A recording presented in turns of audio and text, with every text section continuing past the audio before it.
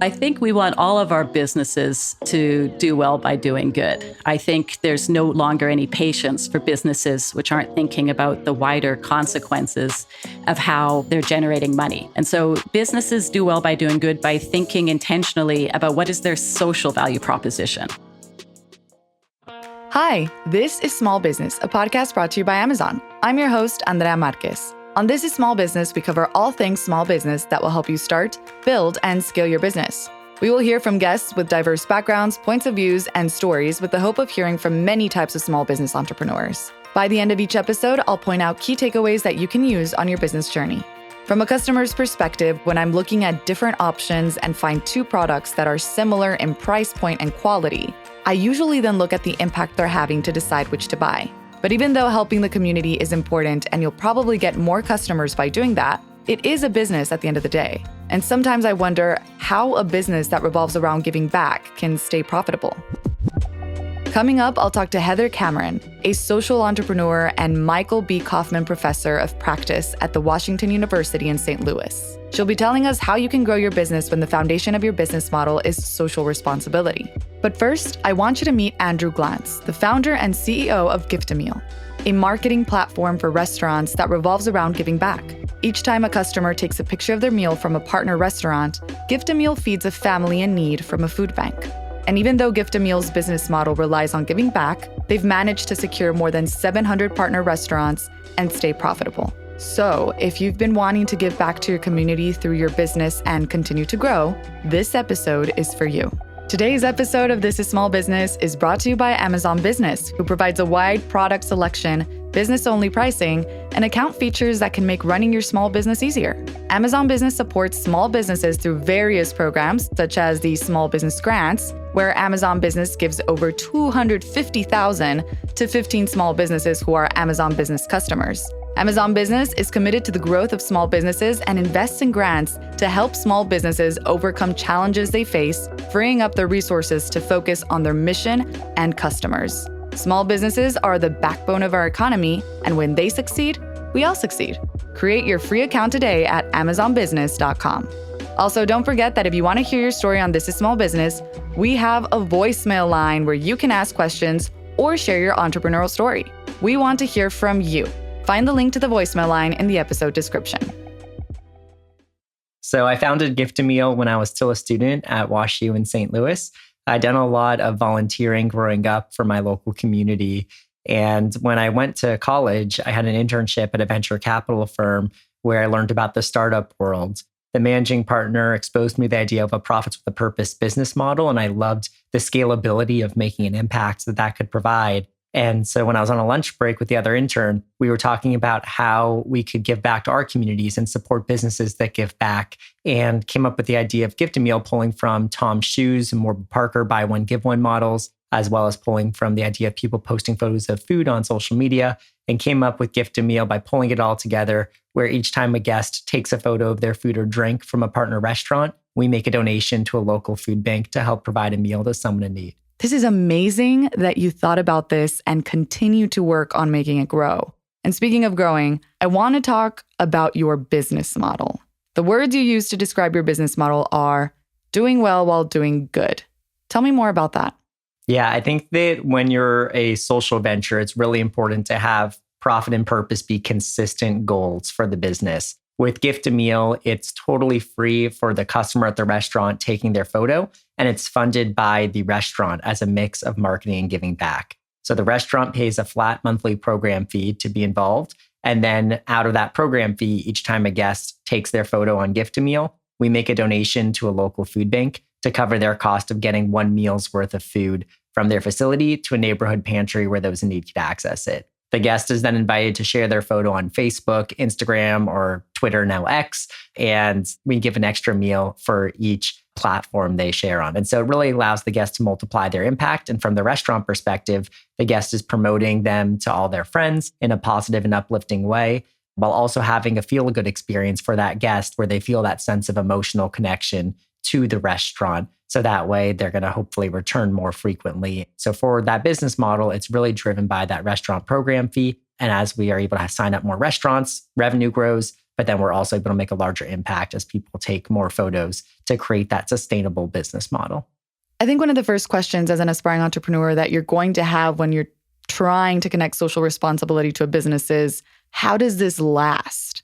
So how do you measure that success? And I know it might be tied to the fact that you're doing good and you're helping people, but you're still a business, and I'm sure you've got employees that need to get paid. Right. I mean, even though we're making a tremendous social impact, we are a business at the end of the day. And like you said, we need to pay payroll and we need to pay for marketing and all the other things that come with the business. And so, those key performance indicators, KPIs that I'm looking at are monthly recurring revenue that we're getting from the restaurants, our retention percentage versus our churn of how many restaurants are staying on GiftAMeal each month versus dropping, looking at the user engagement, the number of new active users on GiftAMeal, how many times each user is taking a photo on GiftAMeal, and are they going to the same restaurant or are they trying new restaurants and using GiftAMeal, looking at the social share rate of what percent of customers are sharing their photos on social media from GiftAMeal and the impact that that's creating for the restaurants, in addition to the social impact metrics like the number of meals we're providing each month and all time. So there's a number of metrics that we're looking at. We're looking at our bottom line in addition to top line revenue. We're looking at our profitability as a company to get to sustainability and getting to break even. So that way we can continue to grow our company based off of sales rather than having to fundraise millions and millions of dollars. We can grow organically by creating a sustainable model. I'm so impressed and really inspired by you. And I'm sure anyone who hears your story will feel the same way. So tell me, if someone wanted to follow a business model similar to GiftAMeal's, what would your advice be to them in terms of being scalable? I think at the very beginning, if a business is looking at adding in a social impact element, they need to think through whether it's going to be something as a one-off or something that's going to be incorporated into the core business model. I would kind of refer them in terms of how to implement that social responsibility with kind of what I would call the ABCs of social responsibility. It needs to be authentic, it needs to have a right branding fit, and it needs to be consistent.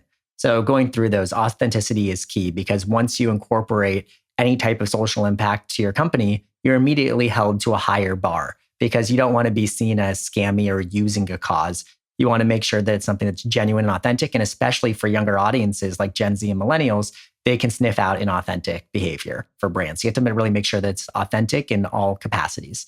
The second is branding fit. So making sure that it's something that resonates with your customers, your team, and your company culture as a whole. The last is making sure that it's consistent behavior. So that's consistency in terms of the messaging and in terms of how you're actually going to be making that impact to make sure that you're really hitting home on that message so that people start to associate that social impact you're doing with your brand identity. And if you're consistent, that'll also boost your authenticity. So I think those are kind of the key things at the very onset that you have to look at as a business. And then to get customer buy-in, it needs to be something that's easy for customers to understand and participate in. It has to be something that they feel like makes an impact and is meaningful and relevant to them. And then ideally something that's shareable as well so that customers can be promoting the business to friends. There was a study done in the hotel industry where it was looking at tweets about social responsibility that were done by people that stayed at the hotel about the hotel social responsibility versus the hotel tweeting out about it themselves. And it was found to be a lot more authentic if it was the tweet from the person that stayed at the hotel versus the hotel themselves kind of tooting their own horn. And so getting that shareability component of social responsibility is really important. And then that last piece that you were talking about of the sustainability of the business model is just making sure that whatever you're doing from a social impact perspective is going to be fueling the profit incentive of the business. If it's something baked into the core business model, and the profit-driven incentive is going to be fueling the social impact. So as you're able to grow your revenue and profits, you're able to make a larger social impact. And as you're making a larger social impact, you're able to make the business more profitable. So having those have synergies with each other and fueling each other rather than cannibalizing each other is important. Now, if you're just looking to do a one-off thing for social impact, then that's fine. You can pull from profits and donate to different causes and things like that. And that is totally okay to do. There's not just one right way to do this. But I think there's definitely a big opportunity where social impact isn't just a single donation, but it's something that can be a driver of the business and not a cost generator. I think that's such an important way of looking at this. And I want to double tap on that, which is to understand that there are different ways to make an impact and it doesn't need to be built into the business model. You can totally make it so if that's what you want, while still making it a profitable business. I also want to touch briefly on your experience funding an idea like this and your experience through Amazon. I got an email from Amazon Business, and it was an email letting me know about an Amazon Business grant. I thought it was throwing a dart at the dartboard, but why not? We have a good story to tell. We're making an impact. And so I filled out the application for the Amazon Business Grant for $25,000. And then we got a notification that we were one of 15 semifinalists. And then when I looked into it, I was like, wait, all 15 semifinalists are going to get some type of money, regardless of if you ended up being the winner or not. So that's awesome. Didn't expect to be the winner. And then it was held up for a vote for all Amazon Business users to vote for their favorite company that was a semifinalist. And then I got the email officially notifying, and the $25,000 grant is huge for any business. And for us, that's something that's going to be majorly impactful, as we're going to be able to use it to help continue our growth across the country and to be able to support more communities and more restaurants and more local food banks. And so it's not something that I expected at all, but I guess that kind of always goes to show that to always put yourself out there and give things a shot. That's wild. What was the application process like? I think for the application, whether it's Amazon Business Grant or for any other type of application, you need to very clearly explain what it is that you're doing, the traction that you have so far, and what the impact of the winnings would be for your business and where that would allow you to go. Sometimes an entrepreneur has a great story to tell, but there's so much fluff that's in the application that it's hard for a judge to be able to just nail down specifics, or it gets overly confusing. So there's, a lot of value in being concise and precise with your wording in these applications and making it really easy on the judges in order to evaluate the application and understand the business model, how it works, how it's sustainable, and what the impact is going to be for the business if you end up winning. And really getting the judge to want you to win is something that I think is really important. This is something I try practicing every day when communicating with anyone. Trying to be concise and clear is harder than it seems. Andrew, if you could give any advice to an early stage business owner, what would that be? The first would be just get out there and do it and get started. Usually that's the biggest mental hurdle. And so you don't have to have the final finished product to get started. You can just have a very small minimum viable product of just the core feature without any bells and whistles, and start running it by your market that you're going to be selling into to get their feedback off of it. Because if you don't have something, it's really hard to get past that. So getting from the idea stage to product as quickly as possible, I think is great. And then being willing to have a low ego and fail and learn from failures and adapt. I would also say quantify your value as quickly as possible. That was when we really start to see things take off for GiftAMeal, is when we performed case studies with our partner restaurants. And we found that on average, guests using GiftAMeal were returning 39% more frequently, spending 20% more per order, and tipping 32% more. So it wasn't that it was just a feel-good experience, but we were actually driving revenue for our partner restaurants. And sales became so much easier to sign up another restaurant and GiftAMeal once we quantified our value, especially if you can tie it to those key performance indicators that the restaurants care about, like revenue and loyalty and tip size and check size, outside of just a survey. If you have to start with the survey results, that's fine, but surveys people take with many grains of salt. So if you can tie it to those actual KPIs that the business cares about, then that's something that is super helpful for sales. To summarize, just do it, get yourself out there, be willing to fail, learn, pivot, ask for help, be able to quantify your value as quickly as possible. And also you can do it qualitatively by getting testimonials from early customers. And then also, I'd say the last thing, which is probably the most important thing, is understanding that yourself as a business owner and entrepreneur are the most important asset to the company. And so if you burn out, then the company dies. So making sure to take care of yourself and your own mental health in order to be there for the business. So you don't have to work 24 hours a day on the business. Take care of yourself so that you can be there for the business and present your best self for the business too. You're listening to This is Small Business, brought to you by Amazon. I'm your host, Andrea Marquez. You just heard from Andrew Glantz, the founder and CEO of GiftAMeal. You can find out more about GiftAMeal in our show notes on our website, thisissmallbusinesspodcast.com. I loved how Andrew ended by reminding us about the importance of self-care as a business owner, which can seem obvious at times, but really should be at the top of our lists. Andrew showed us that you can definitely be profitable if your business model is centered around social responsibility. He said that when you're building a social venture, there are two consistent goals that you've got to focus on: purpose and profitability. It was also exciting to hear about GiftAMeal's experience with winning the Amazon Business Grant. If you want to learn more about Amazon Business, create your free account today at amazonbusiness.com. The small businesses we feature on This is Small Business are some of the many small businesses selling in the Amazon store who have tapped into some of the tools and resources offered to help them succeed and grow. One of those resources is the Amazon Small Business Academy, where you can find the help you need to take your small business from concept to launch and beyond. You can strengthen your skills at no cost with live and on-demand trainings, Q&As, events, and even find more This is Small Business content. If you don't know where to start, you can take the free self-assessment on the Amazon Small Business Academy site at www.smallbusiness.amazon. So far, we've talked about how Andrew managed to keep his business that's centered around giving back profitable. So let's dig deeper into how you can continue to scale a business that's focused on social responsibility with my next guest, Heather Cameron, a social entrepreneur and Michael B. Kaufman Professor of Practice at the Washington University in St. Louis.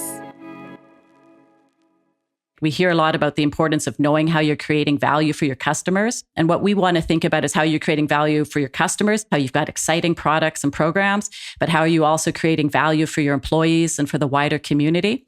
And it's not actually that hard, right? Most businesses have something that they're contributing, but rather than just see it as kind of a nice to have, how do you measure it? How are you transparent about how you're communicating it? Because you will attract more customers, you'll be able to recruit better people, and you'll have the opportunity to raise capital in different ways than just sort of a old style, don't care about a business. Why should this be one of the top things entrepreneurs work on when starting out their business and conceptualizing their business plan? I would say it's a lot about alignment, right? How are you aligning your brand with things that you know matter to your customers? But even more important, how are you aligning your brand with stuff that matters to your team? And how are you able to get a higher quality staff members and commitment from people who are also feeling good about the work that they're doing and that it's clearly communicated and it's measured. So it's people who are in it with you as the business owner to really commit to making your business grow. And then how is it also giving you as the business owner extra energy and extra alignment so that you're feeling really good about the work that you're doing and that you have that energy and the commitment that we need, that we know is necessary to be successful as an entrepreneur. After a while, people's businesses start to pull them in different directions and they can kind of fall apart if you don't have that alignment. And so I think for small business owners, it's not just about aligning with the customer. It's also about making sure that your business processes, including your HR and including the way that you think about how you're communicating, is all in alignment. And that gives you extra energy, gives you extra advantage in a competitive space. So Heather, you know about GiftAMeal and its business model. And one of the things that I immediately thought when we were first talking about the business model was, how do you make this scalable, especially if it's not a tangible product like with GiftAMeal? The beauty of the GiftAMeal model is that it is allowing people, when they're enjoying their own meal, to feel even better about it because they're making a meal available to somebody in need. And unfortunately, all across the United States, there are food banks, and there's food banks that need to get that food to people. So by concentrating on college towns, by concentrating on places where there's lots of young people who've got money to spend and want to enjoy time socializing and enjoying a meal, GiftAMeal has a way to scale by basically finding communities which have that combination, which is not so rare, of college town plus access to food banks who need support in order to get meals to people. So I think the challenge for anybody who's kind of a hometown hero, like the founder of GiftAMeal, is how do they create and develop a potentially remote sales force who are able to go out and make that argument in other cities about how restaurants can attract a certain type of customer who they've been able to show are actually making bigger tickets for the restaurant. The people who are participating in GiftAMeal are giving bigger tips and are having bigger receipts. They can make that case, and then that's a case that can be made in any city in America. It's just a question of, when you're an entrepreneur, how are you managing perhaps remote sales teams? Because GiftAMeal was born and built up in St. Louis. That means when they move to other spaces, they're going to need to have people from those spaces that can do it. But obviously there's top salespeople all over, and then that then becomes almost like an HR recruitment challenge, less so a scaling challenge. Scaling is a top of mind challenge for business owners. So it's interesting to think about it from a perspective of HR and finding the right talent too, as one of the aspects of scaling that you need to be mindful of. What are other considerations you think small business owners should make when thinking about making impact sustainable in their business model? Just as small businesses need to think hard about customer discovery and how they find their customers and make great products for customers, as you grow, you're going to need access to more forms of capital, or even at the very beginning, angel capital or friends and family. And the clearer that you can state your social value proposition and the more transparent that you can be about how you're measuring it, you will get access to different money than you would be able to if you didn't have that clear in your mind. Also around recruiting. So the clearer you can be about what are your goals, what are the goals you want to reach through this business, and you're able to communicate them in a short and compelling way, you will notice you're going to get better staff and you're going to get better offers for funding. So don't think of it as a nice to have. Think of something that it's core to your business and how you're communicating it to the wider community, including people who want to fund your business and people who want to shop with you or people who want to work for you. As an entrepreneur, it's been exciting to see my own kind of individual growth. But as I've had the chance to work with many others, I realized that we need to think in a more collective way about entrepreneurship, about building ecosystems, about lifting up others, about thinking about how it's not just one person. So I think it's interesting to think about how can you involve your workers in profit sharing? How can you involve other community priorities and what you're trying to achieve as a business, so that as we grow as entrepreneurs, we're also bringing a lot of people with us. That was Heather Cameron, a social entrepreneur and Michael B. Kaufman Professor of Practice at the Washington University in St. Louis. As always, here are some key takeaways on building a sustainable business model that centers around social responsibility. 1. Andrew started with what he calls the ABCs of implementing social responsibility into your business plan: authenticity, brand fit, and consistency. Having those three things will help you build a successful plan that then has a positive impact on not only customers and your community at large, but also on the people who work in your business. 2, quantify your value. I think this one is a very important one, as people tend to remember numbers and find a greater impact when it can be traced back to something measurable. No matter what your business is, when you're reaching out to others, especially when thinking about funding opportunities, just like the one mentioned from Amazon Business, make sure you know how to quantify the impact of your business, as well as the profitability and opportunity for scale. 3, the second point about quantifying your value is also tied to the third, which is knowing how to communicate your goals to others and those within your business in a clear and concise way. Start with a good story, of course, but cut the fluff and make sure people understand exactly what you're trying to do and how you plan on doing it. I'm curious, have you been thinking about how you can grow your business and give back to your community at the same time? Or maybe you've already successfully done that. I'd love to hear about your journey. Reach out to us at thisissmallbusiness@amazon.com to tell us what you're up to. And if you like what you heard, I hope you'll share us with anyone else who needs to hear this. If you're an aspiring entrepreneur, and I hope you are if you're listening to This is Small Business, or maybe you already have your small business up and running and you're ready for the next step, a super valuable resource that can help you is the Amazon Small Business Academy, where you can find the help you need to take your small business from concept to launch and beyond. Take the free self-assessment on the Amazon Small Business Academy site at www.smallbusiness.amazon. That's it for today's episode of This is Small Business, brought to you by Amazon. Until next week, this is Small Business. I'm your host, Andrea Marquez. Hasta luego, and thanks for listening. This is Small Business is brought to you by Amazon with technical and story production by Jar Audio.